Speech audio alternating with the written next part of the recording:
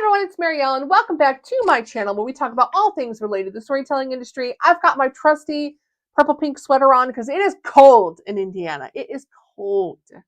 I was not look, I know it's October, but man, when the weather dropped out, it dropped out. I'm like, holy crap. I think it's supposed to get below freezing either Wednesday night or Thursday night of this week, and I am totally unprepared. Regardless, though, I am here to chat with you guys, and we're changing things up a little bit. I told you guys I was going to start incorporating some new things into my channel, and one of those things is because I'm a paranormal podcaster and author, is bringing in some paranormal content because I don't want to just give writing advice all the time. I want to have variety on my channel. So I'm going to start a playlist or a couple playlists as we go. One of my playlists is going to be incorporating all of my little my weekly vlogs that I do anytime I add a weekly vlog. And then I'm going to have some playlists as I talk paranormal stuff so that if you just don't care about some of this stuff, you can go to a certain playlist and find new videos.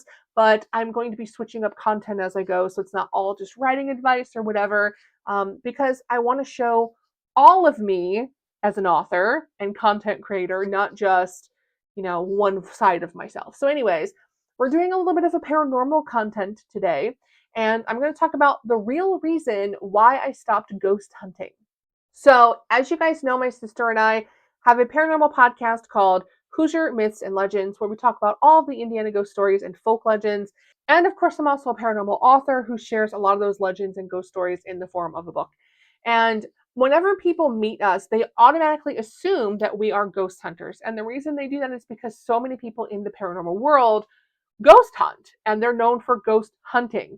And when we go to paranormal conventions, a lot of times in the vending spaces, they're selling EMF detectors and all these different ghost hunting equipment. And my sister and I don't do that. So it's always a little awkward. It's like, look at our new EMF detector. I'm like, we don't ghost hunt. Sorry. So when people ask us, we actually consider ourselves to be paranormal journalists because what we do is we take the ghost story, the firsthand accounts, the passed down accounts, the history, the folk legends attached to it, and we compile all of that information either into the form of a podcast or into a written form like a book. And we basically preserve the story for future generations. That is our goal as paranormal journalists. We tell the story. We're not investigating, we just tell the story. And there's a big difference in how you approach a legend based on whether you're a ghost hunter or whether you're a paranormal journalist. So a lot of people ask me, why don't you go ghost hunting? I mean, you love the paranormal, you talk about ghosts all the time. Why aren't you going out to some of these haunted locations and trying to find the ghosts yourselves? And I always tell them it's because I had a bad experience in my younger years with ghost hunting. And the bad experience actually happened to me in college. Now, if you've watched my channel for a while, you know that the reason my sister and I are so interested in the paranormal is because we grew up in a haunted house. And when I hit college age and I moved away from home for the first time, I became obsessed with the paranormal because I wanted answers. I didn't know anybody, or at least no one talked about the things that I experienced growing up. No one talked about just there being constant paranormal activity, always feeling like you're being watched. My house was really creepy. It was really uncomfortably creepy. And I lived there literally my entire life and never moved out until I went to college. So it was just constant paranormal activity. And I had so many questions that I wanted answered about who else is experiencing this, and am I the only person who's had this kind of I wanted to know, am I crazy? Are other people going through this, and what kind of experiences are people having? And so I got really deeply into the paranormal world. Indianapolis has a really great paranormal community. At least they did in the early 2000s. I don't know what it's like now, but there were a lot of different ghost hunting groups and organizations. This was the start of Ghost Hunters on the TV shows. This was around that same like early 2000s, around that time period where that was becoming popular. And there was just a lot of opportunities to go on ghost hunts. And one person I met freshman year of college was absolutely obsessed with the paranormal, just like I am. And so we decided to go join some of these ghost hunts and to do investigating ourselves. So we would go to the library because the internet was not as robust as it is now. We would go to the library to look up haunted locations in the city, and we would drive around at night.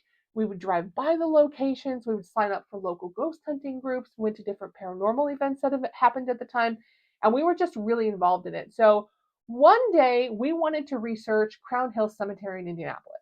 Now, if you are not familiar with Crown Hill Cemetery, it is a very old cemetery in Indianapolis and it has a very well known reputation for being haunted. It's also well known because most of the like first settlers of Indianapolis are there. Famous people are buried there. Like anybody who's anybody in Indianapolis is buried in that cemetery. So there's a lot of famous people there. And with all of the ghost stories, we were like, let's go investigate. So it happened to be in the fall, like it is in Indiana. It was a gray and dreary day. Shocker, shocker. And so we went out there with some cheap dollar store flashlights, an old tape recorder thing, a disposable camera from Walgreens, and we were determined to go find ourselves some ghosts. We had a couple of creepy experiences happen. Now that I'm in my 40s, I look back and some of that can be explained away, right? Like it was the wind, or maybe it was a squirrel running, or whatever. So I'm not sure that all of our experiences were paranormal, but they were paranormal enough to us at the time that we freaked ourselves out and we went running for the car. We got out of there and went back to our dorm rooms.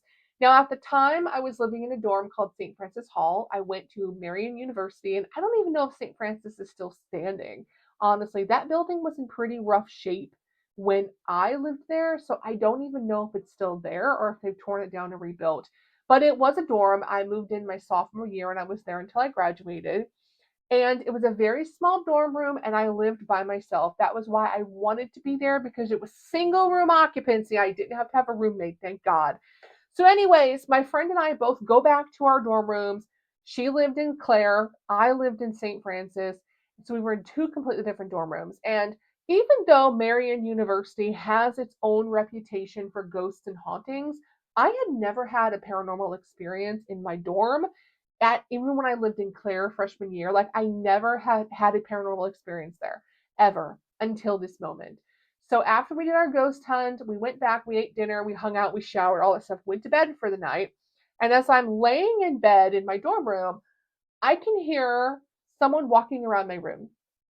And it was the sound of like stomping boots around my room. And I'm looking because I always sleep with a nightlight and like there's nothing there. There is no one in the room. It's just me. And also it was a very very small dorm room. So the amount of stomping I was hearing was abnormally loud for the situation I was in and for a small, and there was no one there.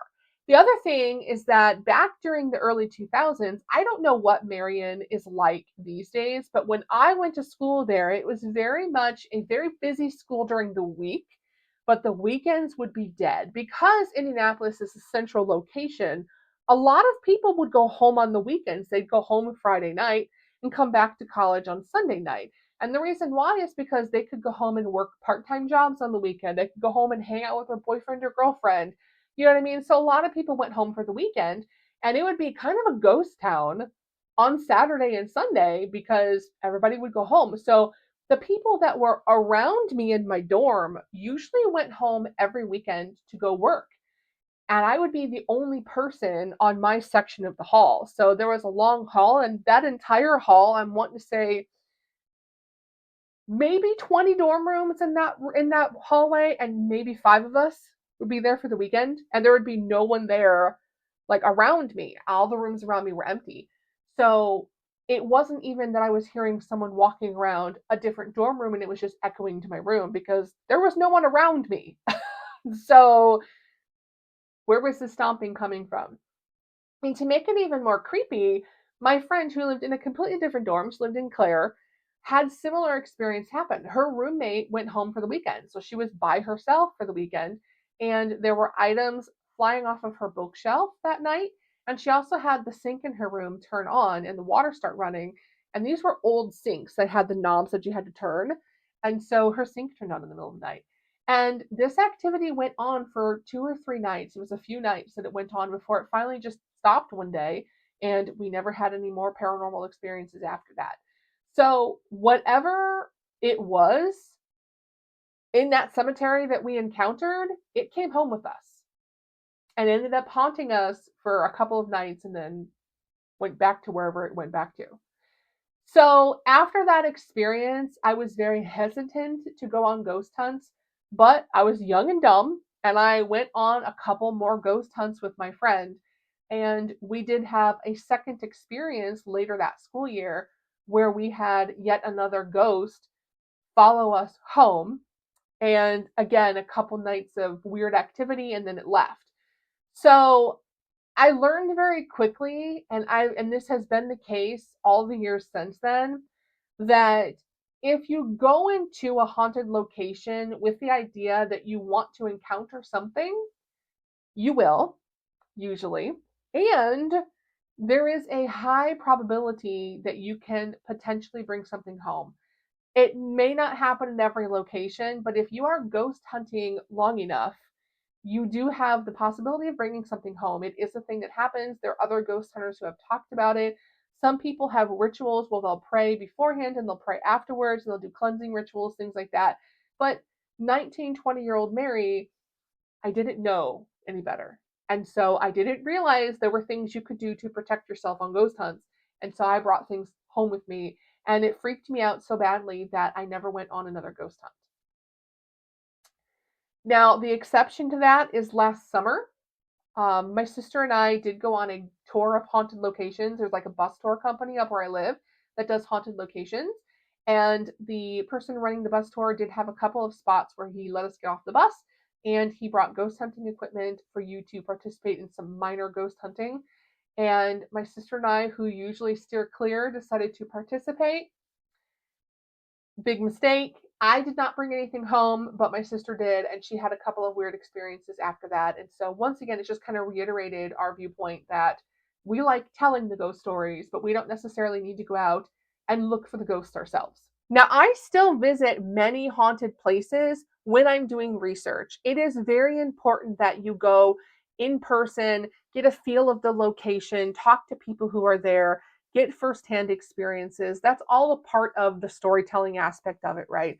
But now, when I go to these haunted locations, I am going as a journalist and storyteller, not as an investigator. And that changes how I approach the location. I've learned to be more respectful.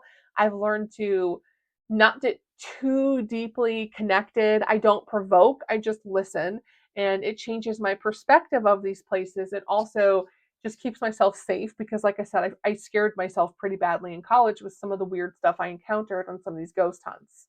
And maybe that's the lesson that young Mary needed to learn, is that sometimes some doors are better left unopened. And I like telling ghost stories, but I don't want to experience the ghost stories. I always laugh and I'm like, if my house is haunted, that's fine. You don't need to let me know you're here. you don't need you do not need to let me know you are here. Okay? Just live your life in the afterlife and leave me alone. Okay. So anyways, yeah, that is the reason why I no longer go ghost hunting, because I don't like bringing things home with me. Have you ever had a paranormal experience? Because I would love to hear about it. If you want to check out the podcast I do with my sister, I will tag our YouTube channel below. We are on all major podcasting platforms. And if you like my video, make sure to give it a thumbs up, share, subscribe, comment, all the things. Otherwise, I will see you guys in the next one. Bye, guys.